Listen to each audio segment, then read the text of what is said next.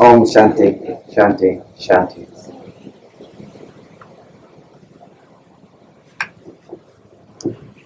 Welcome to Satsang in a construction zone.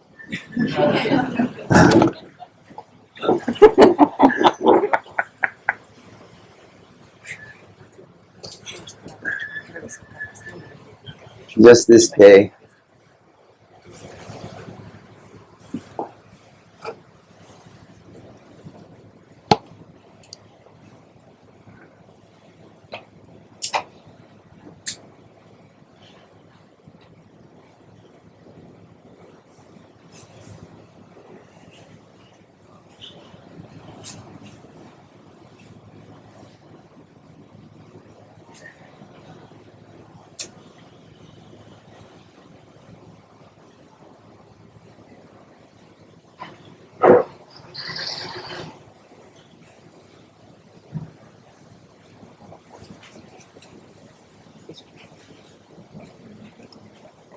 Your true nature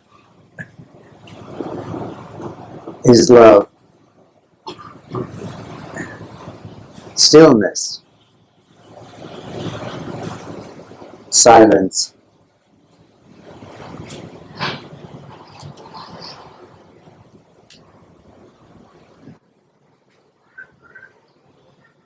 These qualities are always there.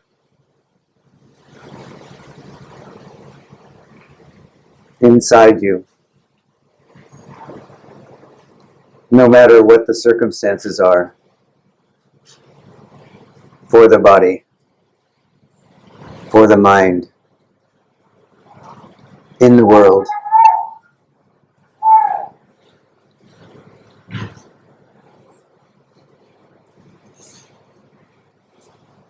Sadhana, spiritual practice, is in many ways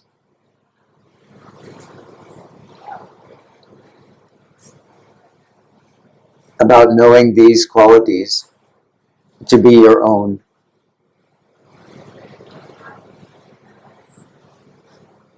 Even when they are not particularly evident in the body, mind, or world.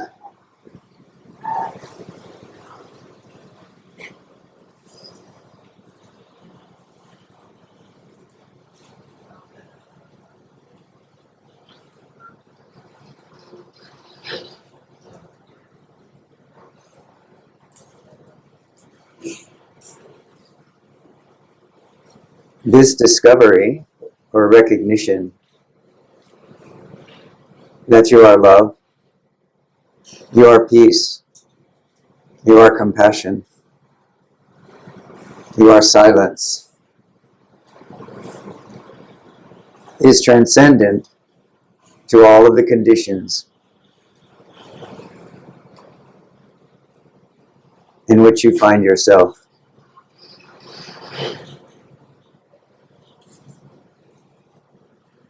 As a body, as a mind, apparently in a world. Your stillness, your silence, the love and freedom which you are in truth is ever present.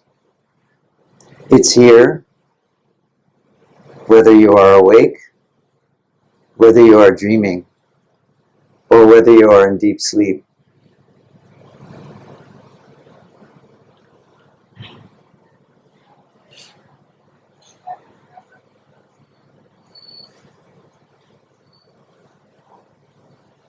Bhagavan pointed us toward this recognition that we are this still silence of the heart in all the three states of waking, dreaming, and sleeping, and in all the three times of past, present, and future. What this means is whether you can feel this or not in this moment, it is true of you. So say the sages.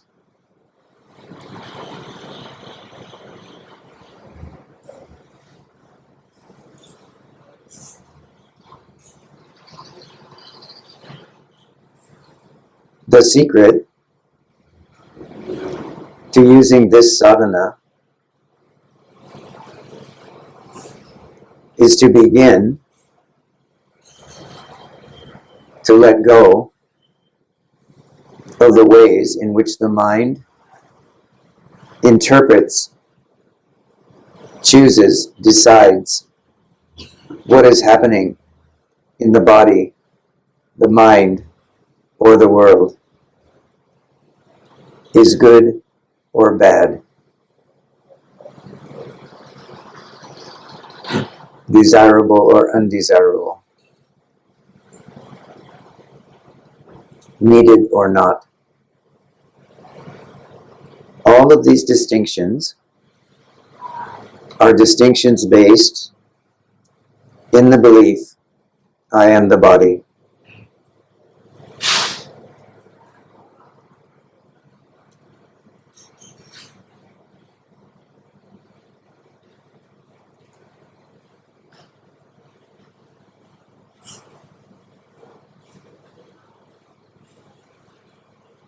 Your true nature is that which you immediately know. If I ask you, are you aware?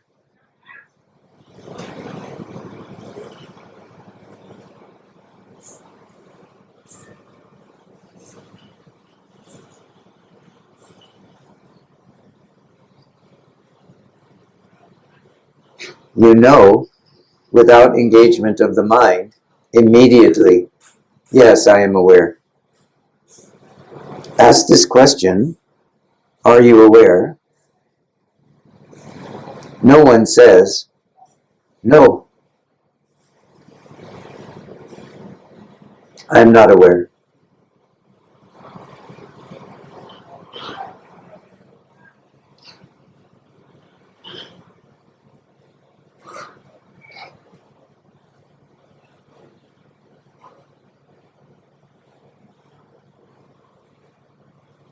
This point of recognition is the starting point for self-inquiry.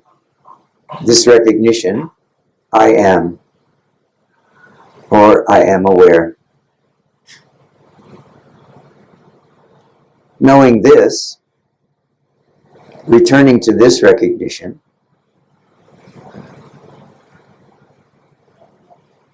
you are ready to ask, who or what is aware?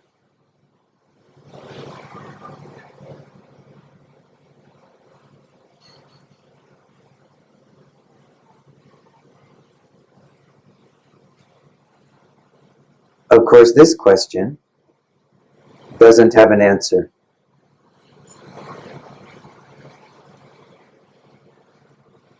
This is just the starting point.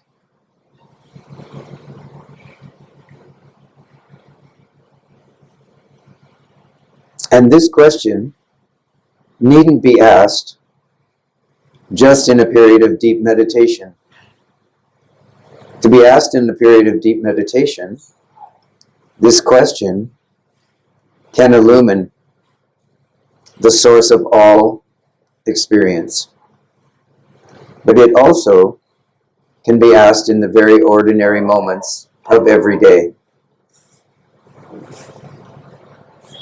The nature of the question in ordinary experience is then who meditates, who is eating, walking, standing, sleeping, talking, working.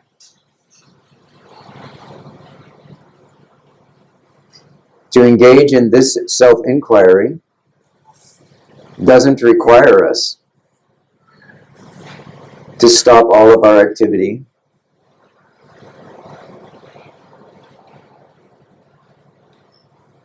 It simply requires us to stop pursuing what is false in favor of the source knowing that which is here now, I am.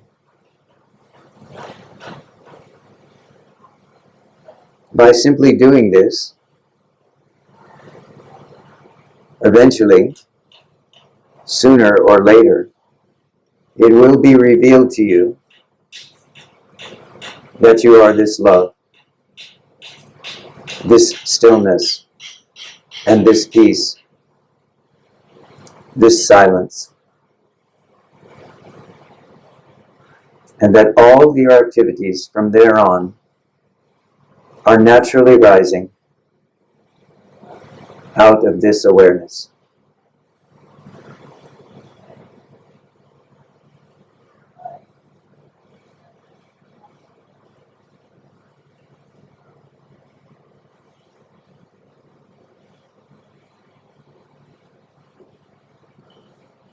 And that, in fact, there is no need for you.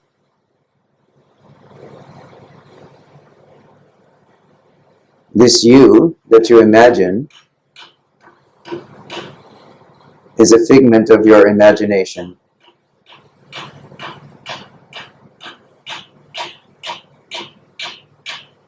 You have cultivated this identity throughout this lifetime, perhaps throughout many lifetimes. But when searched for, it's revealed that this imaginary identity is empty, without substantial footing. And that the foundation even of this identity, this personal,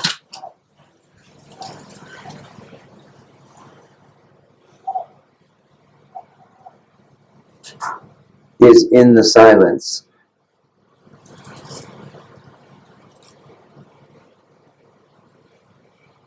In the foundation of awareness itself, which is pristine, naked,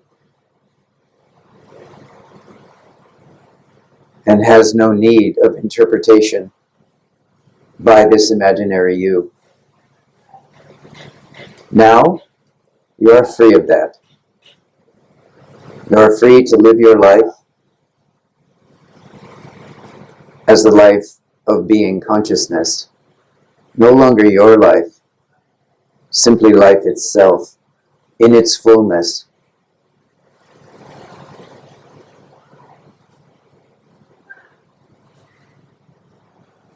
To be the self-radiant love, stillness, and silence, which is your true nature. You are that.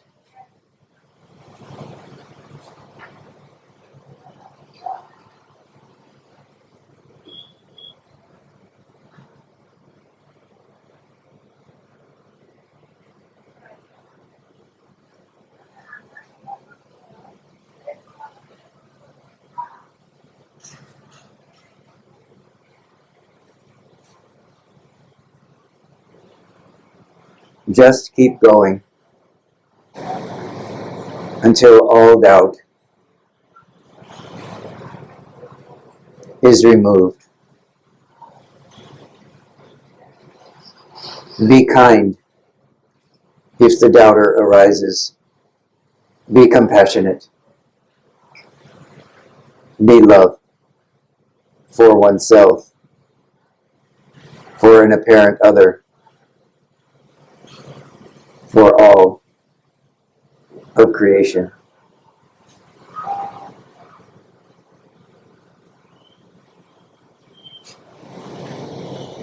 Know yourself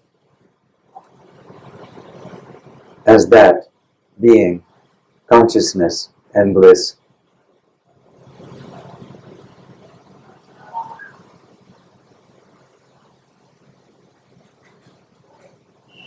sometimes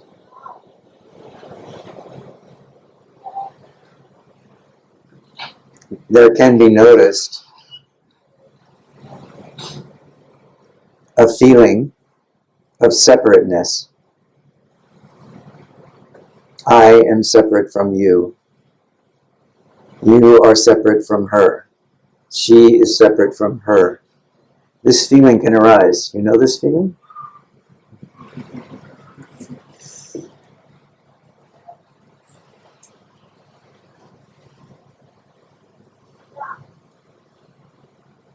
This is the field of sadhana. This is the field of practice. Know this feeling, strong as it may be in you in any given moment, to be illusory. As soon as you recall that this sense of separateness is not real, it begins to dissolve.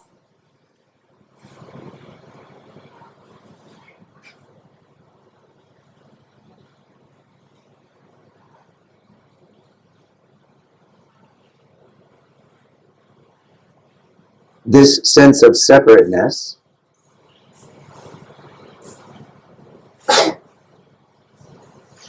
has its source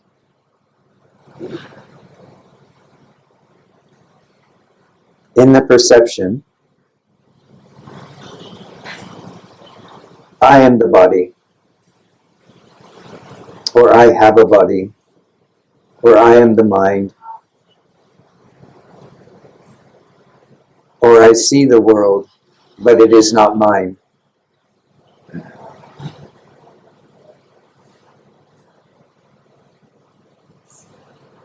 Remind yourself in these moments that this is illusion. Reminding yourself that you are not the body, not the mind, not the emotions, not the thinking, not the world, not the experiences. Automatically opens the heart, bringing you back to peace, calm, relaxation, beingness, here, now. Even if it takes a minute, an hour, a day, or a week to come back to this recognition of the open heart, do it.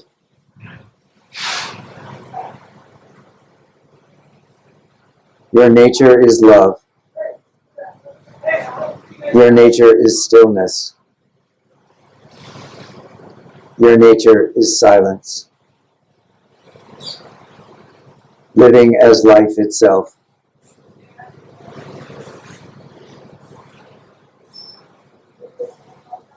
This is the only truth there is. You are that.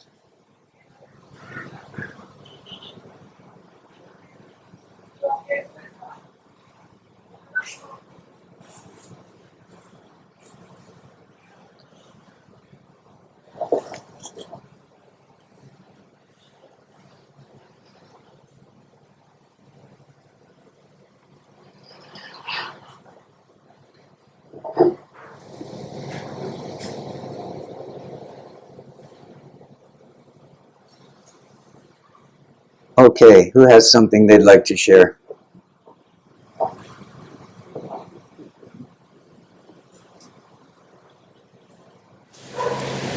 You know, when I arrived, I had this question, how to do less.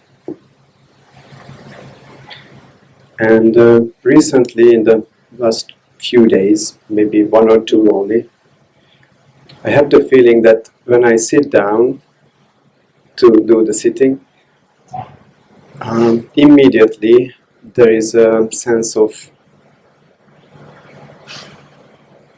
it's not empty, there is still movement, thoughts, voices, many things, but I have the sense that I shall not move.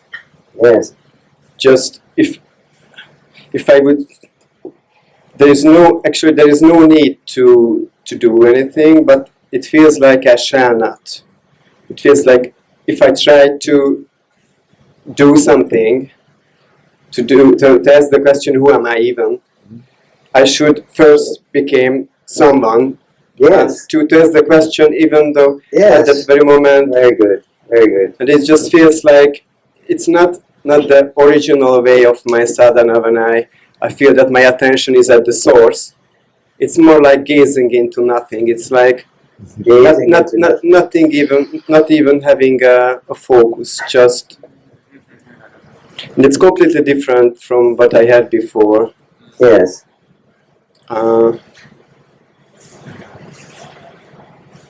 Before there was someone doing sadhana. Yes. Now sadhana is doing you.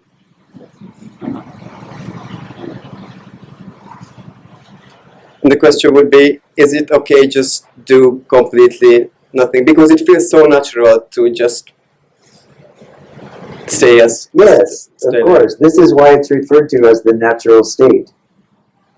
But as you're experiencing, in the beginning of this recognition that this is the natural state, the mind once again tries to come in and assert some sort of control or position of presence or permanence for itself. I am doing sadhana. I am shifting attention from this object to this object to this object.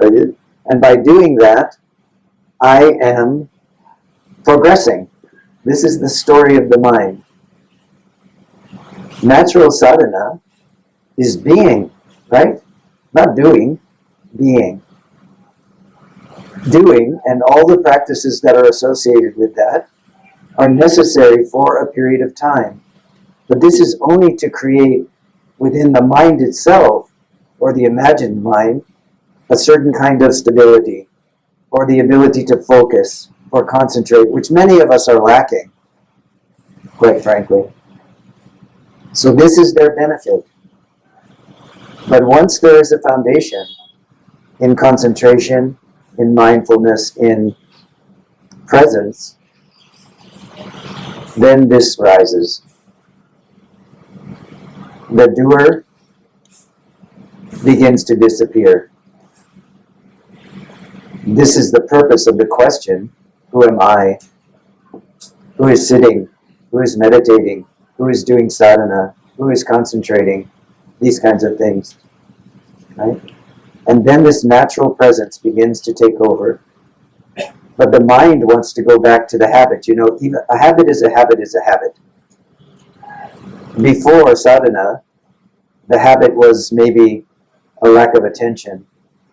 Once sadhana becomes firm, the habit becomes the attention itself. This need to point attention at an object, to still experience somehow this sense of me-ness through the subject-object relationship. Yes? Now you can see there's no need for an object. Yes? Now you have no need for an object. There's just this willingness to be. This is wonderful because the next step is there is no need for a subject. Keep going. Well done.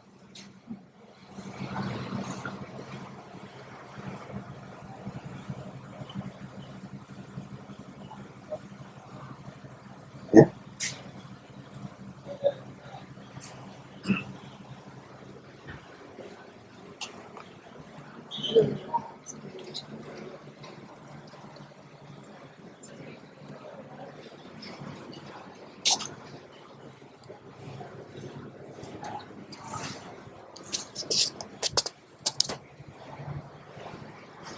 Thank you. Thank you. Hello. Hi. Namaste. Namaste. So I am really thanking you for these words this morning. listening to your words, I can really sort of dissolve into the oneness, the love, the compassion, the stillness. And then I find myself struggling with the concept of being in a relationship. And I wanted to ask you if you can maybe come with, not saying advice, but more clarification around, we are living in a world of marriage and being with one or with more than one, or we have so many forms. And if I deep dive into my love, I can see love in everyone. And I find my mind struggling with this whole part within me. Yeah. So maybe it's a good idea to consider what we are talking about when we use the word love. Because on one level, you are talking about love through relatedness, right? This is the same love that I am talking about when I say you are love, with one notable exception. The love you are talking about is directed outside toward an other or others. The love I am pointing at recognizes there are no others. There is only love.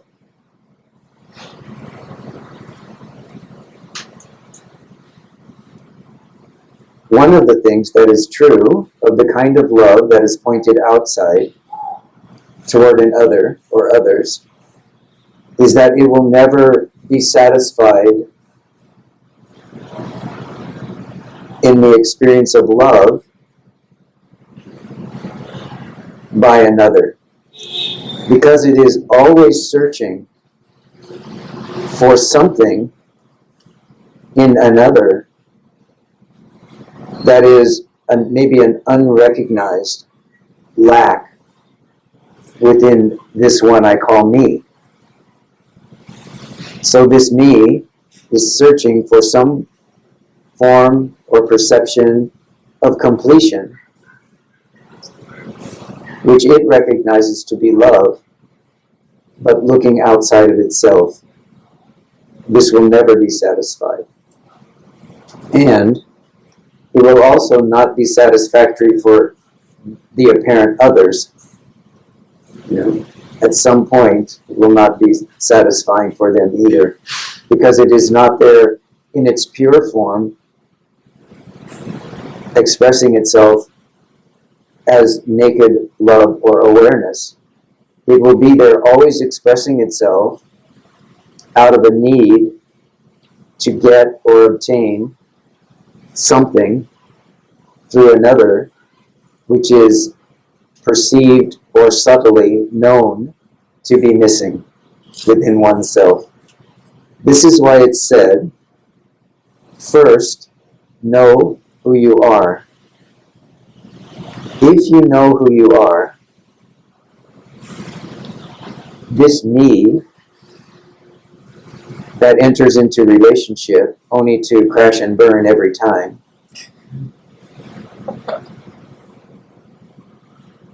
no longer is trying to satisfy a lack or a need within itself. It is no longer looking to get anything, but rather is radiating from a position of heart its own self-radiance, its own love, and it can, with discrimination, give that to whomever it wants.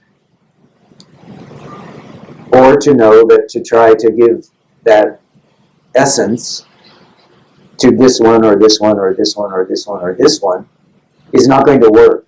It's just not going to work. I can want to give my entirety to this one, but if there's not an openness there, it's not going to happen. One can know that from the wisdom self. So then there's not an urge to enter into relationships which are known at the outset to be unfruitful. It's not that you won't potentially plant a seed. It's just that you may have to enter into the personal in order to be in this relationship. And if that no longer works for you, if you know yourself not to be the personal, it won't work for you. So now you may feel that same tingle of desire, but you will know in order to fulfill that desire, the first thing that must happen is I must become me in order to be in relationship with you. And this is no longer a path that's acceptable anymore. Right.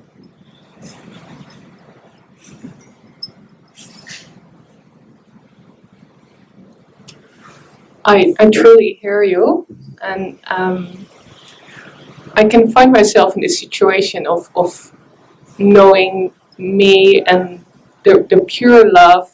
Like I can feel the energy, and then I find myself in a situation of just I see the love in everyone. Yes. Yeah.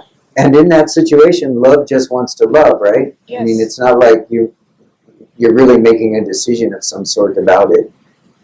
Right. Yeah. It's not a problem, but always when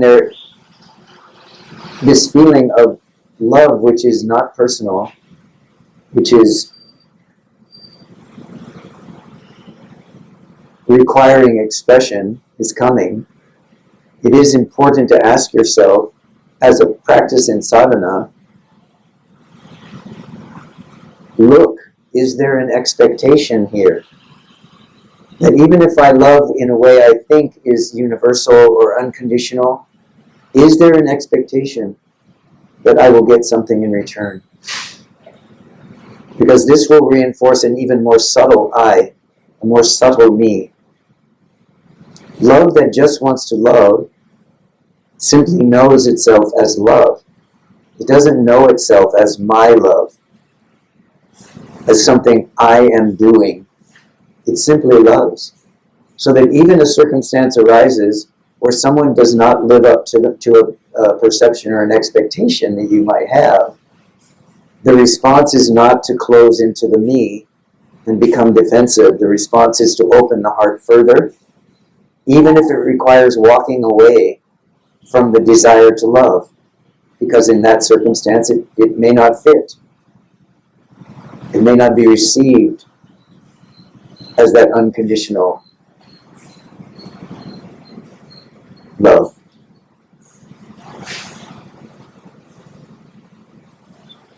Thank you. Yeah. So just be aware of whether the love which is full and complete has as its primary quality, in my experience, self-radiance. This self-radiance simply opens. From there, it has no need to do anything. Yeah.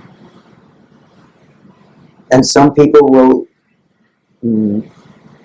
feel that radiance immediately. They will feel nurtured by that love. Others will turn around and walk away because they're not open at that moment to it. So that's why I say there can't be any expectation. There has to just be this recognition, I am that which is here. That which is here is love. This love is unconditional.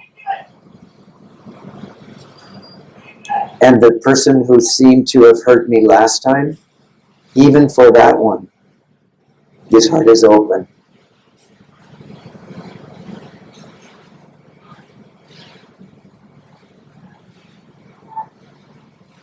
So that every time you see someone, you know that what you first do, this is anyone, a parent, a child, a partner, a sister, a brother, a friend, before you walk in and say even hello, check to see that the heart is open, unconditional, that you have completely forgotten about what happened 2 minutes ago, 5 minutes ago, 5 days ago, 5 years ago, 10 years ago. For you, that doesn't exist. Allow them to change in this open heart. Many people will surprise you. They will be completely different from the way you perceived them before. So give them that opportunity. If they are the same, and they perceive you to be the same way you were 10 years ago, and they want to treat you in the same poorly way, you can simply walk away, but you don't need to close the heart. You can simply say, okay, this one still cannot see me, so I will walk away.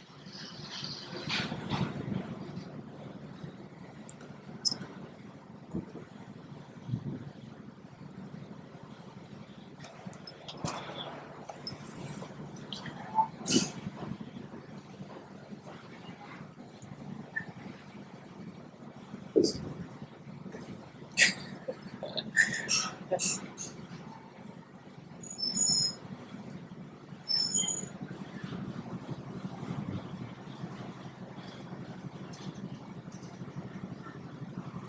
You know, in some way, I can say we are always, in our movements throughout the day, we are always in some way in this perception of relationship or relatedness. But remember, this is a perception of separateness. It may be a beautiful perception. I'm not disagreeing with that. But remember, there is no other. There is no me. If there is no me, then how can there be a you? There is only this one love. This one recognition of being, consciousness. So as these questions arise around relatedness, do consider what the implications are, but have a firm foundation, even if it's just conceptual,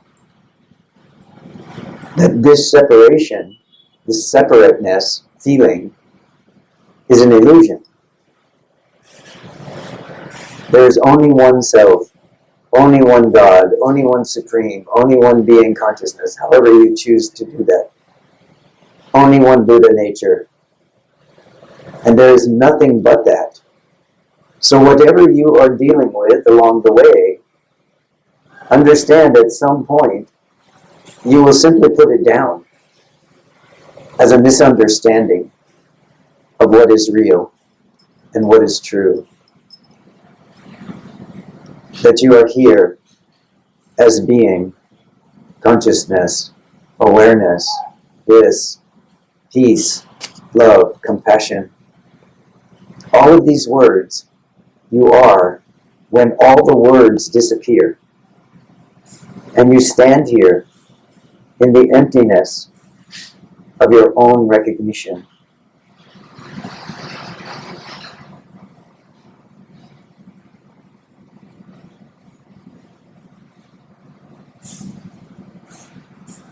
All that you are has always been here, will always be here, and is manifesting at this moment as this one, this one, this one, this one, this one, this one, this one, this one. All are the same being, consciousness.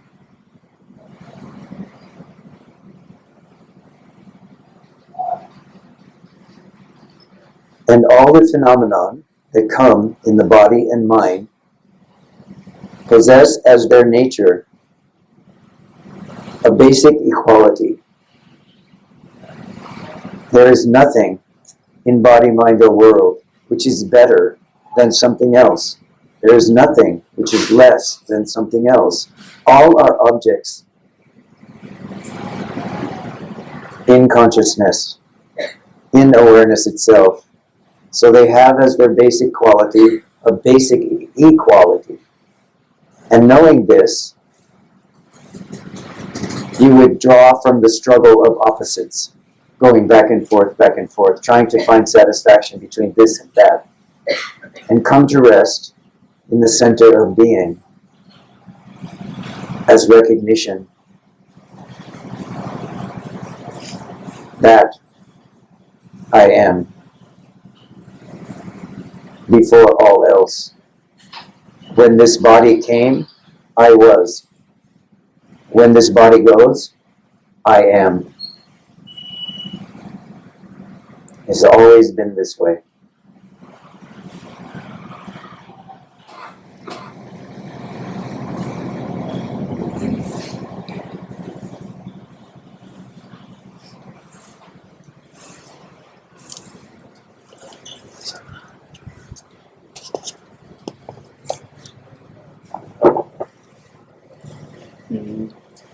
Can you hear me? Okay, can you hear me? Yes. You can hear you, I'm sure, sitting right there. Yes. So, I have a question, and it's very simple, practical question. I have a very deep and strong longing for my father. So, my question is, when this longing and this feeling arise, how can I be more at peace within myself? Because compassion has been helping me, but still sometimes when I feel that feeling, I feel very fragile.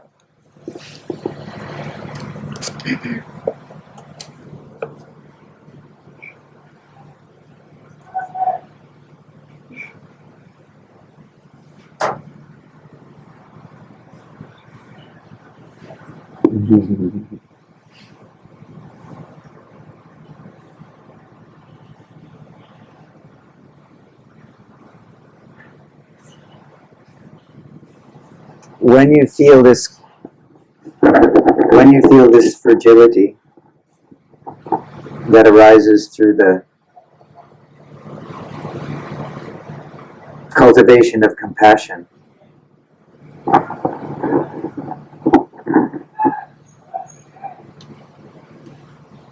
can you describe to me what is underneath that sense of fragility?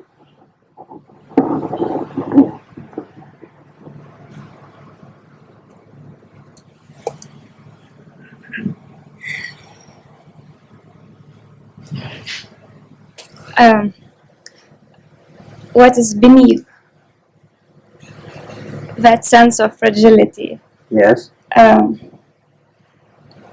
don't know, it's too many things all mixed together, Okay. but many things. One of them is even feeling of being guilty. Yeah. Feeling of being guilty. Yes. Yeah. Yeah.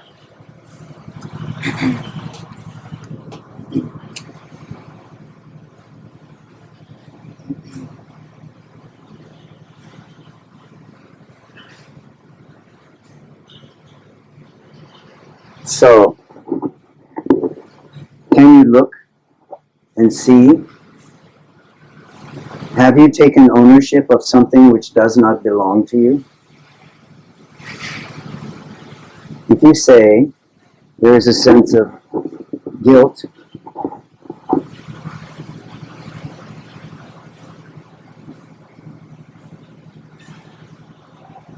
is this a mistaken belief that something belongs to you which does not belong to you, which was rather placed on you? Huh?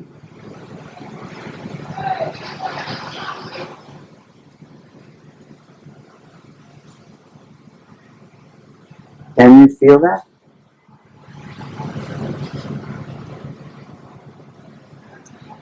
No. Okay.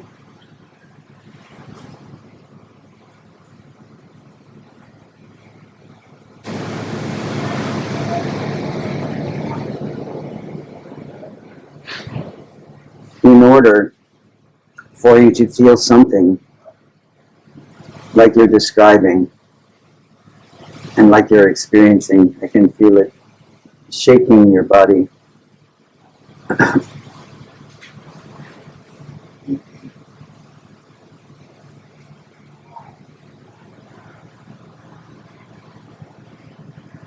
There has to be a very, very strong belief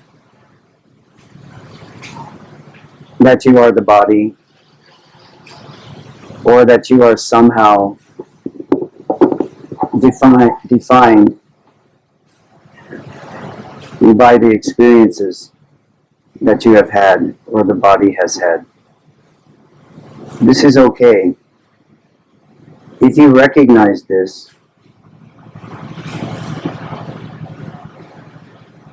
and at the same time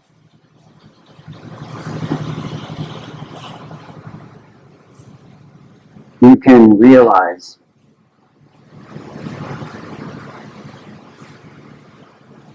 I am not that. I am not the experiences. I am not the body. I am not the fragility. I am not the fear. I am not the guilt. I am not any of that. You have to do these two things simultaneously. And the way you do that is by, to the best of your ability, right in this moment, understand the things that which are rising in you that you are not. These beliefs, this sense of guilt, this sense of fragility, they are there. In the experience of this moment, they are real, but they are not who you are. So you have some space that you can create by standing still and seeing, this is fragility, this is fear, this is guilt. Seeing these things and then recognizing, I can see them, therefore I am not them. I'm watching them. I'm seeing them. Right? So in order to see something, we have to not be it. We have to be standing somewhere else. Right? I cannot be standing here and seeing from where you are. I can only be standing here. So that tells me very clearly, this I is not that I. Same principle. When you feel some sense of guilt, some sense of fragility, and so on, first of all, make the presence of these states and qualities and emotions okay. Something you're not afraid of. By standing still in this moment when they are rising and saying, but I am not that, because I am what is watching this happen. I am watching this tape or dialogue that's playing in my mind. I am watching this movie that is playing in my mind. Therefore, I, in my essence, cannot be that. This gives you some space. Then you can fall into that space at some point. You don't need to keep that practice going forever. But while you are standing in these kinds of intense emotions, it's useful. You can simply say, I am that which is aware, not that which I am aware of. So begin to make that distinction.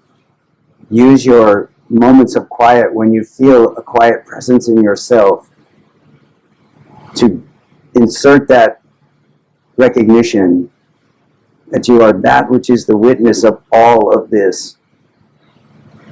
And you don't need to have any decision made. You don't need to have any opinions about what happened before, about what is happening now. All of that is unnecessary. You are simply here, watching what is coming, and letting it go through this recognition, I am not that. This is a very firm practice. Take it up, and with some practice over time, it will build up a momentum of its own, so that when these troubling memories, relationships, judgments come up, soon, very soon, you simply go, you hear the echo in the witness that says, not this, not this, not this, I am not this. Try that. Just try it.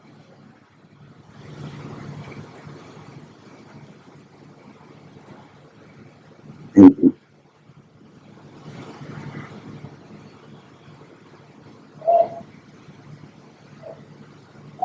Each of us is required to begin where we are. There's nothing in sadhana that can be avoided. Whatever is here to show us the way to truth. But sometimes, as in circumstances like this, it can be very difficult to stand in what is here now. But that is still what is required of us. To stand in it, to remain present with it, but to keep quiet, not arguing with it, fighting with it, pushing it away, denying it, standing still in it while acknowledging, I am not that, and that which is aware of this.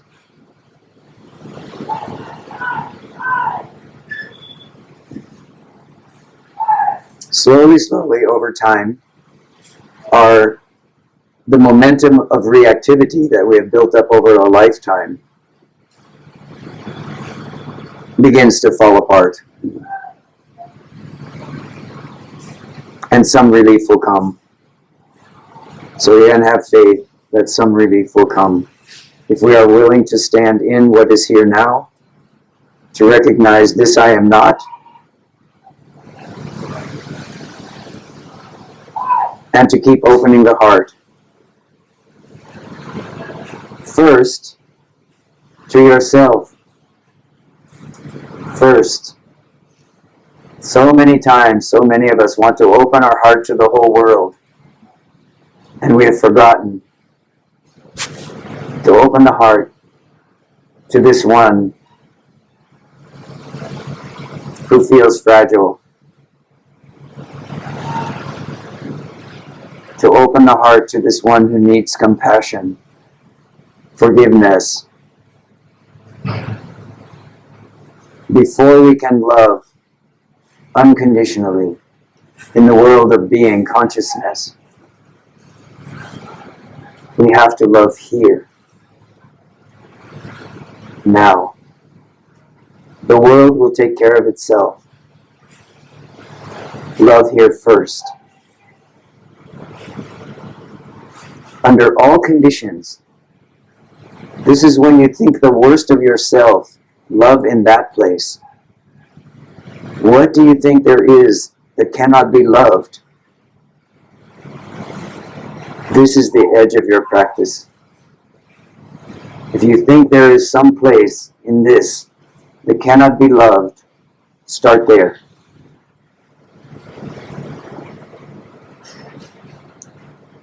If you bring compassion, peace, love to this,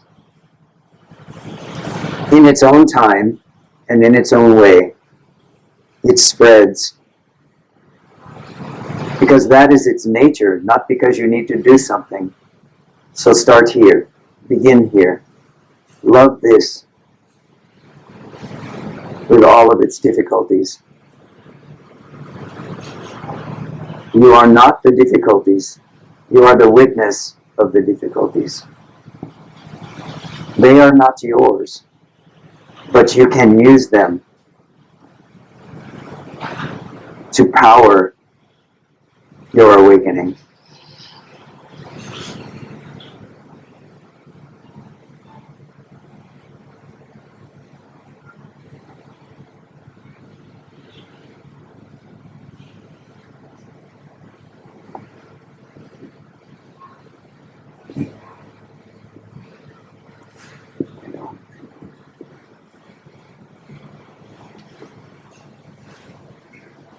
All right. I would love to keep sitting here and talking with you, but I'm aware that I have a driver waiting and a surgeon waiting, so I need to go.